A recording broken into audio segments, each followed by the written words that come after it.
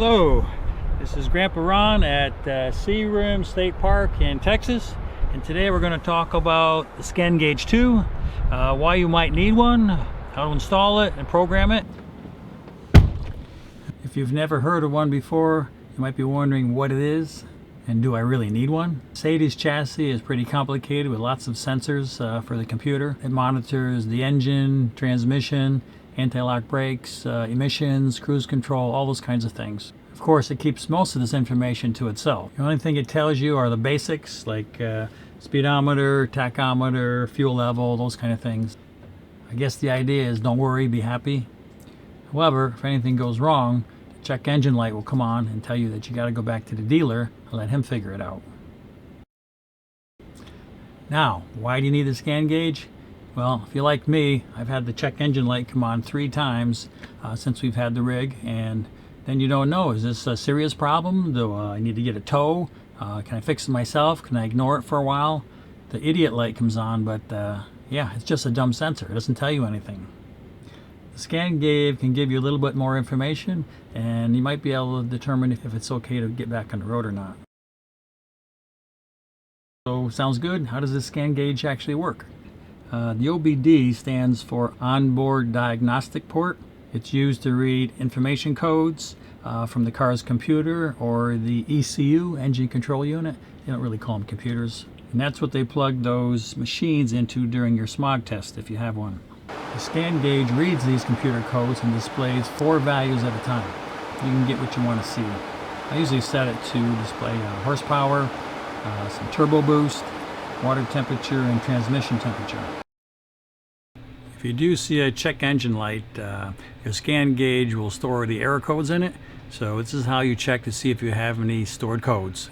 If you push the scan button here, that'll tell you if there's any stored codes. Stored codes, let's see. No codes found. Okay, that's good. I haven't had any problems with this for quite a while. This is the reset button over here, getting you back. If you were using a trip gauge, then this would be for using trip. Here this shows the gauges.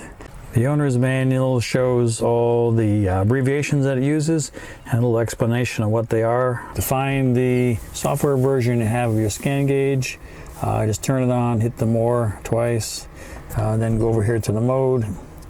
Up there again, I got version 4.22 and it's a couple years old. In sprinters, the OBD port is located under the dash. It's in this little cover, behind this cover here. Just pop that down. This is the port here. It was connected with a screw, but I had to take that off so that you can get this out of the way to close the door. This is the ScanGauge connector right here, and just run the wire up. I ducked it over there, up and around, and into a little bracket that I made. So the ScanGauge itself is on Velcro. I put this aluminum bracket, I glued that down, put some Velcro on the back of the gauge, and now I can just stick it on there. And it's in a place where I can easily see it while I'm driving. There are some basic codes that come with the unit, but some of the other vehicle-specific codes you have to program in yourself. Okay, to program in an X code or a new code that's not standard, such as this diesel particulate load filter, we have to put in each of these 4 codes and give it a name, particulate filter. 4.22 is the software version I have, so we should be good to go. The X gauge, we want to edit it. So we do 2, then we'll edit it. Okay, to 0, 0, then 7.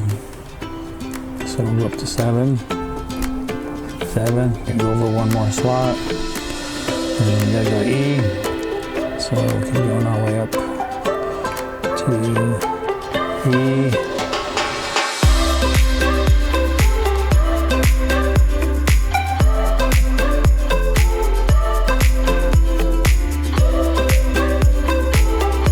PFL is now stored in location number 2.